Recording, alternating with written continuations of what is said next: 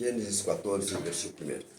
Naquele tempo, Anrafel, rei da Sinear, Arioque, rei de Elazar,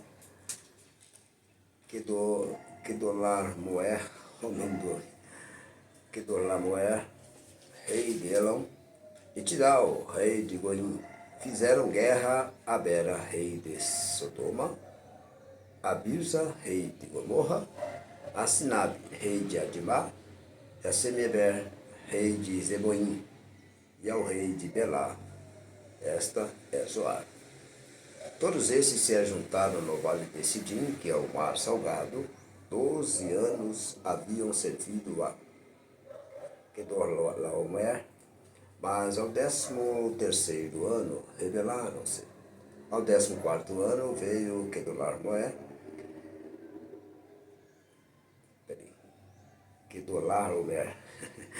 e os reis que estavam com ele, e feriram aos refaíns em Astriote Carnaim, aos Uzins, aos Rãs, aos Amins, em Zafé Criataim, e os hebreus no seu monte Seir, até El Parã, que está junto ao deserto.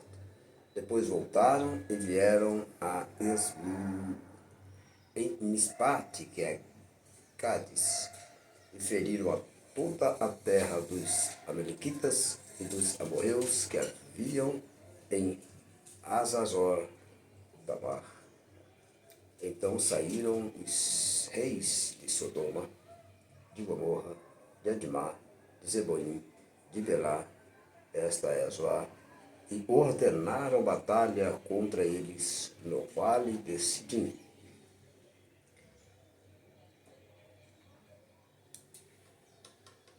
Contra Kedorlaomer, rei de Elom, Tidal, rei de Goim, Anrafel, rei de Sinear, e Arioque, rei de Elazar. 4 reis contra 5. Ora, o vale de Sidim estava cheio de poços de betume, e quando os reis de Sodoma e de Gomorra fugiram, caíram ali. Então os restantes fugiram para os montes. Os 4 reis tomaram todos os bens de Sodoma e de Gomorra e todo o seu mantimento e se foram. Tomaram também a Ló, filho do irmão de Abraão, que habitava em Sodoma, e os bens dele, e partiram. Então veio um que escapara e o contou a Abrão, o hebreu. Olha, habitava Abrão junto ao carvalhais de Manre, o amorreu, irmão de Escol e de Aner, os quais eram aliados de Abrão. Quando Abrão ouviu que o seu parente estava preso, chamou 318 homens treinados, nascidos em sua casa, e perseguiu os reis até Dan. Dividiu-se contra eles de noite, ele e os seus servos, e os feriu, perseguindo-os até Obá, que fica à esquerda de Damasco. Assim trouxe de novo todos os seus bens, e também a Ló, seu sobrinho, e os bens dele, e também as mulheres e o povo. Depois que Abrão voltou de ferir a Kedorlaomer, nome complicado, e aos reis que estavam com ele, o rei de Sodoma saiu-lhe ao encontro no vale de Savé, isto é, o vale do rei. Versículo 18.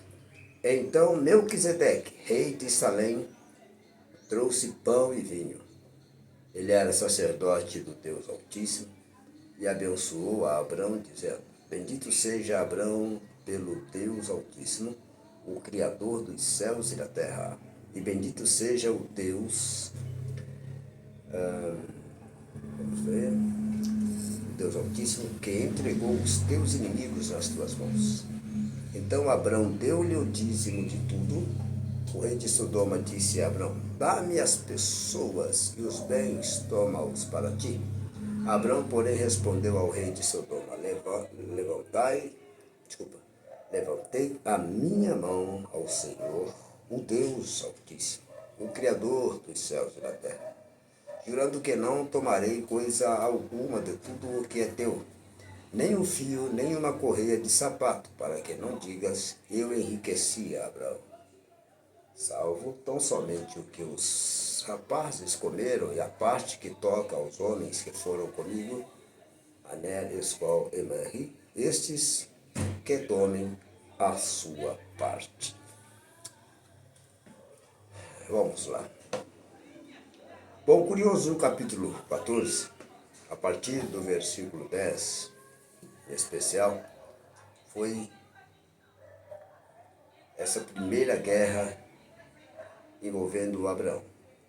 Abraão não era soldado, Abraão não era capitão, Abraão era apenas um servo de Deus. Aqui Abraão não havia possuído ainda nem o seu novo nome, ainda era chamado de Abrão. Mas é curioso que ele tinha treinado seus homens, criados em casa, ou seja, percebe-se que esses servos estavam na casa de Abrão desde pequenos. E ele, Abrão, por precaução, ele treina esses homens, 318 homens, ele treina esses homens para a guerra. A pergunta é, onde Abrão aprendeu a técnica de guerra para ensinar os seus servos? E como ele sabia que futuramente poderia precisar desses homens treinados? Ele lutou contra 4 reis. A luta dele foi específica. Foi para restituir seu sobrinho, bem como tudo o que o sobrinho perdeu. Abraão ele tinha uma responsabilidade com esse sobrinho, embora não seja seu filho, né? Mas ele adotou como tal, dado a perda do pai tão cedo. Ó, perdeu o pai cedo e Abraão o assumiu como filho. Por isto, quando Deus disse para ele deixar os parentes, a casa dos pais e onde ele morava, ele levou consigo Ló. Se lermos o capítulo 12, sem observarmos o capítulo 11, que traz essa perda, né, do pai, nós não vamos compreender o porquê. E algumas pregações, flagrantemente, já foram observadas tocando nesse ponto. Que Abraão desobedeceu porque Deus disse para ele deixar todos os parentes e ele leva consigo um parente chamado Ló. Não entendendo ou não notando o pregador, que na narrativa do capítulo 11, a explicação se deu porque Abraão assume a paternidade do menino. Portanto, ele não poderia deixá-lo.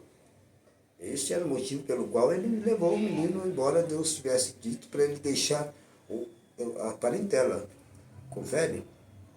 Mas, apesar deste cuidado, desta preocupação, dessa adoção, o menino começa a ter alguns comportamentos a partir dos seus pastores, que tiveram problemas com os pastores de Abraão, que culminou na separação de ambos. Tá certo? E agora, com uma visão talvez ambiciosa, ou gananciosa, ou vaidosa, seja lá qual for o ponto de vista de Ló, por ter gostado da cidade turística, que era a cidade de Sodoma, ele não conhecia exatamente o histórico da cidade. A cidade de Sodoma, bem como a de Gomorra, eram 2 cidades, uma próxima da outra. A gente fala, tipo, no Japão, né? A destruição, a bomba que destruiu Hiroshima e Nagasaki, eram 2 cidades. A gente entende como sendo uma só. Hiroshima era uma, Nagasaki era outra. Aqui a mesma coisa. Porque Sodoma é uma cidade e Gomorra era outra, embora tendo reis distintos. Parecia ser uma só cidade, ok? Então, Ló mora em uma dessas cidades. E ocorre que foram lá na cidade, sequestraram os reis de lá, levaram despojos todos os bens dos moradores e Ló foi levado também. Quando Abraão foi informado disso, ele aparelhou todos os seus servos, que estavam devidamente treinados, e foi a captura destes homens que levaram Ló sequestrado.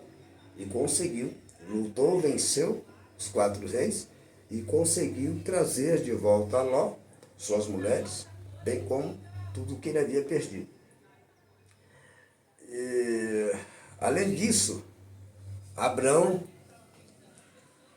vencendo esses 4 reis, ele também pegou os despojos de todos esses reis e trouxe para si. E foi desse despojo que ele ofereceu o dízimo a Melquisedeque. Então, como eu disse, infelizmente não dá para a gente dar detalhes hoje, mas eu posso tirar uma aula para a gente explicar tudo isso na questão do dízimo.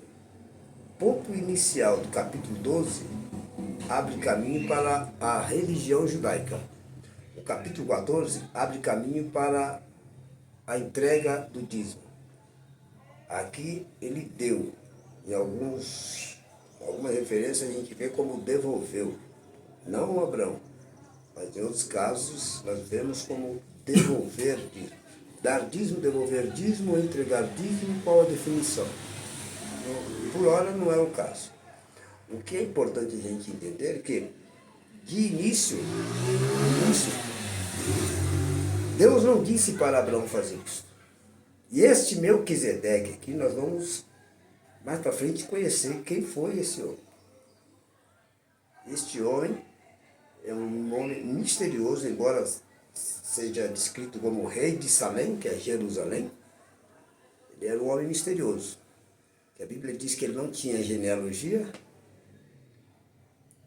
não há registro do seu nascimento nem de sua morte.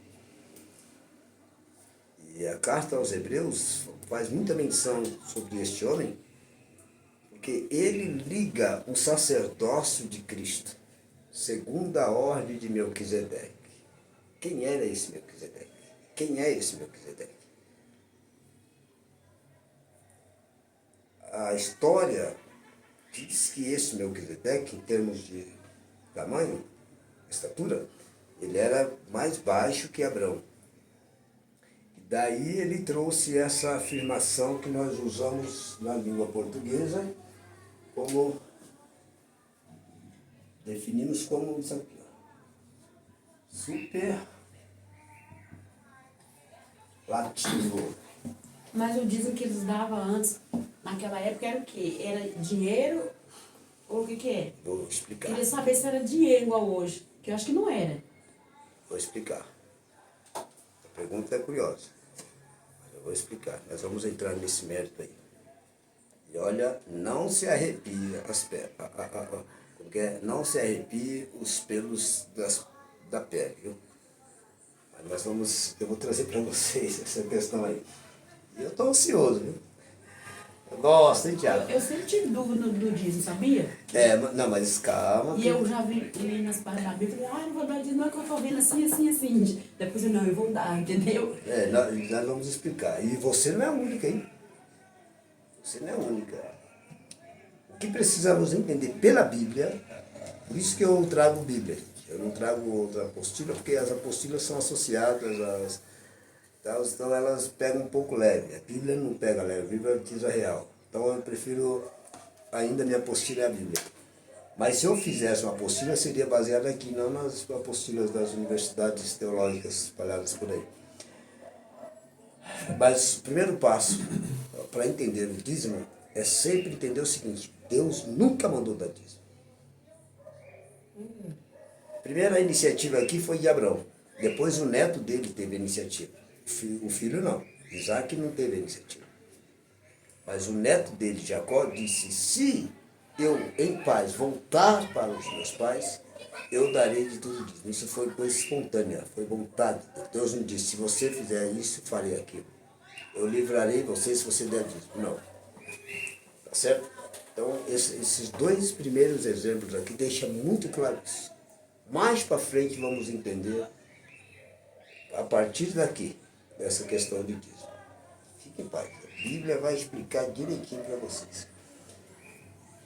Como explicou para mim. Tá certo? Então, o que é superlativo? Quando você chama algo de lindo, um superlativo de lindo é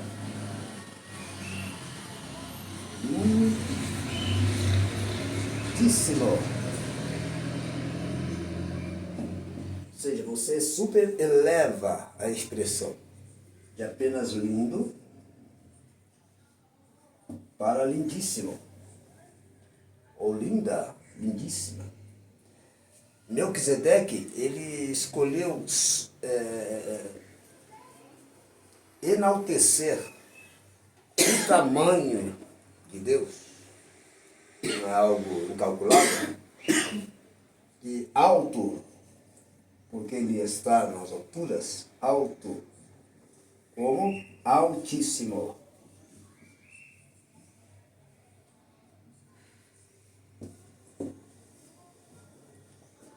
E daqui nós vamos ver muitas outras referências usando essa mesma expressão. Altíssimo Deus, grandiosíssimo, amantíssimo, algo lindíssimo. Então o superlativo da palavra, ela eleva a expressão daquilo que nós admiramos.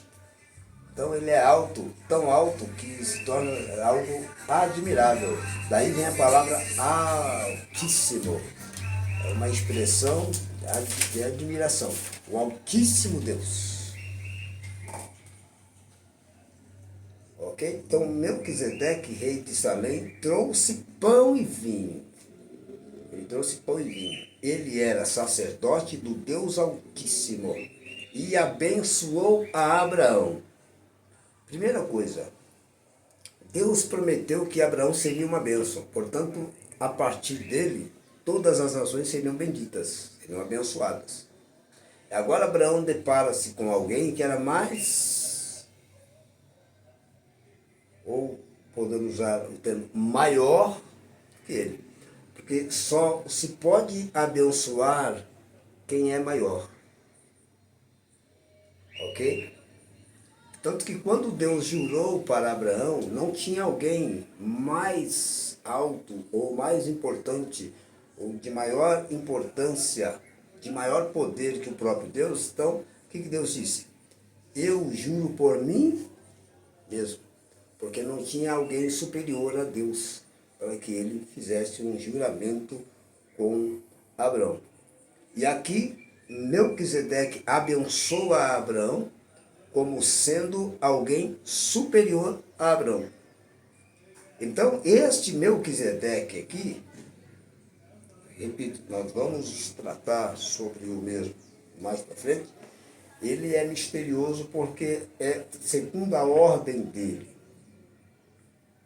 que Jesus tornou-se sacerdote. Então, quem é esse homem aqui? Vamos aprender sobre isso um pouco depois. O que eu quero que entendamos de novo é que Abraão não recebeu ordem para dar dízimo. Ele espontaneamente deu o dízimo.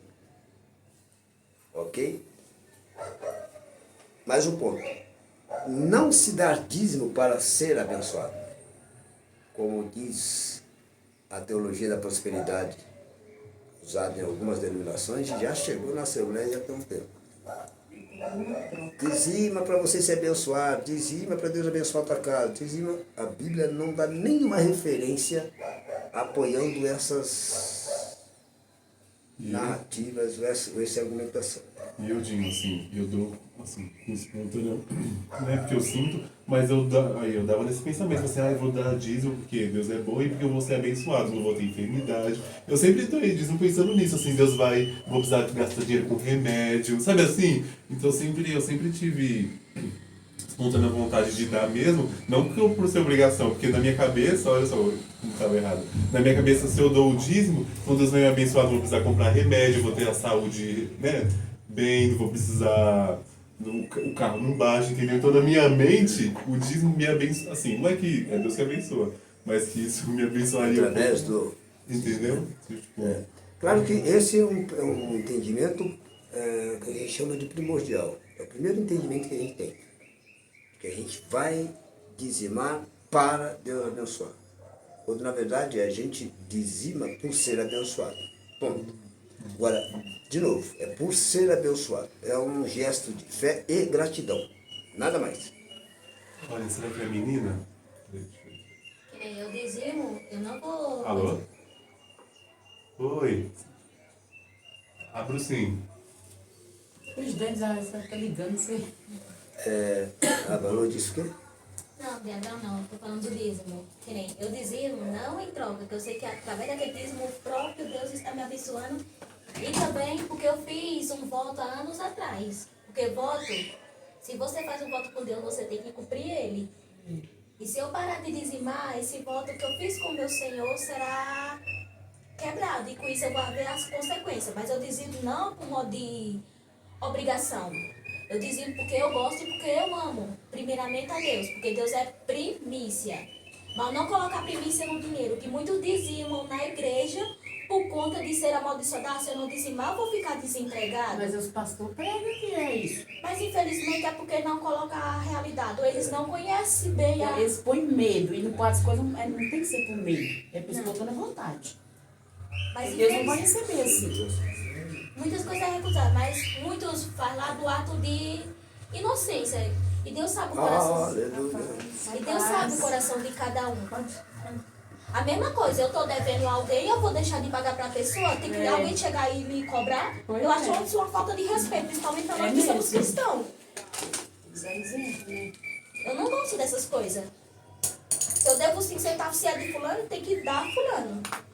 Não precisa fulano chegar até a mim para depois eu lá e fazer depositar. É por coisas simples que Deus...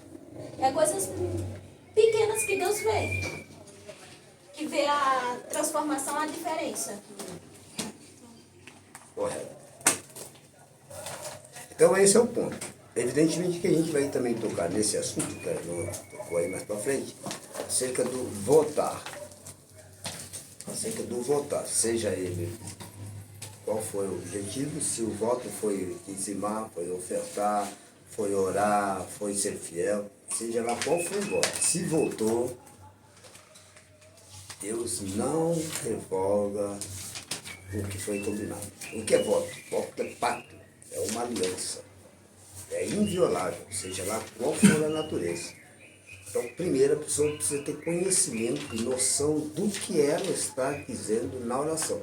Independente, foi um momento de desespero, um momento de angústia, foi a única saída. A Bíblia deixa muito claro isso. Depois, não diga diante dos anjos que foi engano. Então, se fez o voto, então tem muita gente sofrendo consequências pelo voto que fez, independente do que ela votou. Então, antes dela votar, ela deve pedir orientação, se ela deve ou não fazer aquele voto, tá certo? Porque isso pode comprometê-la. Tem um homem na Bíblia, um juiz, que foi juiz de Israel, né, o nome de Jefté, ele no desespero, achando talvez que não venceria a batalha, se eu vencer, e ao voltar para casa, primeiro que vier ao meu encontro, eu vou oferecer como sacrifício, pensando que viria um dos animais, veio a filha única. Ele teve que oferecer. Como ele não podia matar, porque Deus não recebe, Deus não aceita sacrifício humano, ele teve que sacrificar a virgindade dela. Ela não pôde se casar. Então ela foi às montanhas lamentar sua virgindade com suas amigas e a partir daí ficou a serviço do Senhor no templo, porque não poderia se casar. Ela lamentou, mas a consequência que sofreu foi ela, em razão do voto de um pai precipitado, mesmo que podemos dizer. Então, voto é algo sério, a gente precisa tomar cuidado. Não podemos deixar influenciar por doutrinas, por ensinamento, por aconselhamento, seja lá quem for, pode ser pastor, vigário, não importa. O que a gente precisa é tomar cuidado com o voto. E aqui não foi um voto. Abraão não fez voto. Ok? Abraão teve a iniciativa de dar o dízimo dos despojos que ele teve, que ele pegou. Costa para mim, senão daqui a pouco ficamos com certeza aí. Por favor. Então ele fez, ele deu dízimo dos despojos. Ele não tirou da sua fortuna, das suas riquezas. Ele tirou do despojo. Tá certo? Primeiro ponto. Pode ser que na próxima aula eu traga uma lição mais específica sobre dízimo para esclarecimento. Tá bom? Mas aqui parte o princípio de ser ou não ser bíblico dar dízimo e como devemos dar dízimo. E o que é dízimo? Como Deus encara o dízimo e qual o percentual? E a pergunta que a irmã Cláudia fez. Dízimo é dinheiro? Propriamente dito? Tudo isso tem a ver com o que nós vamos aprender aqui. Mas, em se tratando de Abraão, ele teve o cuidado de não ser ou se permitir que alguém o abençoasse, além de Melquisedeque. Melquisedeque o abençoa, aí vem o rei de Sodoma querendo abençoá-lo também. Como estamos aprendendo aqui sobre Sodoma e Gomorra, que eram duas cidades terrivelmente pecaminosas, sobretudo por culturas de homossexualismo, entre outras coisas, né? E por esta razão, Sodoma e Gomorra estavam com os dias contados. Deus iria destruir, nós vamos aprender sobre a destruição depois. E um dos pecados que estavam incomodando Deus era exatamente o pecado da promiscuidade, portanto, o homossexualismo que estava predominando ali. Razão pela qual, né, eles quiseram entrar na casa de Ló porque viram dois varões entrando.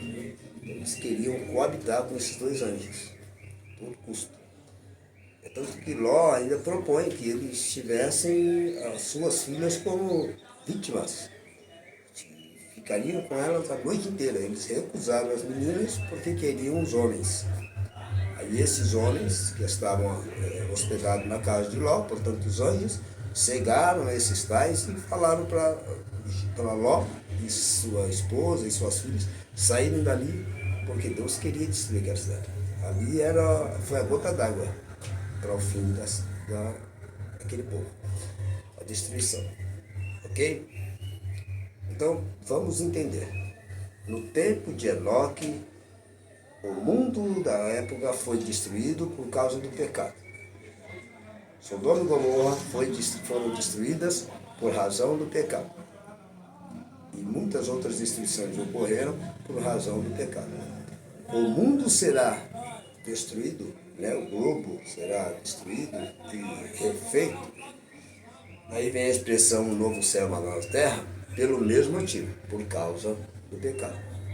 E todos estes acontecimentos que se deram nessas regiões, alguém sempre serviu como, por exemplo,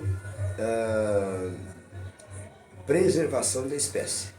Deus tira Ló, suas filhas e sua esposa para destruir a cidade. Deus tirou homens como Enoque, Noé e tal para destruir o mundo daquela época. E agora o plano de Deus é arrebatar os seus fiéis para a destruição da terra. Então Deus não destrói com os fiéis. É tanto que quando Deus disse que destruiria a cidade de Sodoma e Gomorra, ele prestou esclarecimento. Ele justificou a sua atitude a Abraão pela amizade que ambos tinham. Ele disse, jamais ocultarei o que farei com Sodoma e Gomorra a Abraão, visto que ele é meu amigo. Aí Deus chega em Abraão e fala para ele o que ia acontecer com Sodoma e Gomorra. E Abraão lembrou de quem? De Ló. Aí ele começa a fazer perguntas, se tiver 50 fiéis? Aí o anjo diz, por causa desses 50, não destruirei. E ele foi baixando. Quando chegou nos 10, ele entendeu. Deus tinha plano de tirar Ló, suas filhas e esposas. E isso aconteceu. Deus foi apressadamente, tirou os 4, tira o marido, a mulher e as 2 filhas, porém a mulher sentiu pena, dó, saudade da cidade e olhou para trás, porque a ordem era não olhar. E ao olhar para trás, ela não pôde contar a Ló o que viu. Por isso Deus a fez tornar estátua de sal, para ela não dizer o que havia visto atrás de si. Que ela viu a destruição. Exatamente. Então a ordem era não olhar, para não comentar. Então era uma história que Deus queria deixar para trás, para que os futuros filhos, ou seja lá quem fosse, não testemunhasse ou descrevesse como foi a destruição. O que sabe é que Abraão viu a fumaça. Do fogo. Agora a destruição em si, quem viu foi a mulher. Foi a mulher. E ninguém Só ela poderia contar o que ela viu. Você imagina qual não foi terrível a destruição e o grito das mulheres, das pessoas que ali estavam. terror, né? Então Deus preferiu privar Ló dessas coisas, por isso a mulher virou estátua de sal. Ok? Mas Deus contou para Abraão que viria destruir. E aí o profeta, eu preciso procurar referência porque eu não lembro exatamente qual foi o profeta, eu sei que Deus disse com o profeta que ele jamais faria algo sem primeiro contar com os profetas. Então os profetas entregariam a mensagem do que Deus iria fazer. A palavra de Deus sendo a maior profecia, ela vem dizendo o que Deus vai fazer com o mundo. Acreditem-se ou não, vai acontecer. Deus está avisando. Deus está avisando. Avisando para a igreja e avisando para o mundo. Quando Deus avisa para a igreja? Através da parábola do capítulo 25 de Mateus, lá deixa claro que todas eram virgens, mas nem todas eram prudentes. Então, a virgindade fala do quê? Da pureza. Então, crente purificado pode ficar.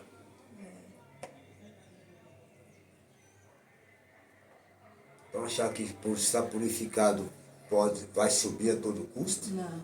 Não. A regra é uma só. Se é purificado, porém está desapercebido, pode ficar. Tá certo?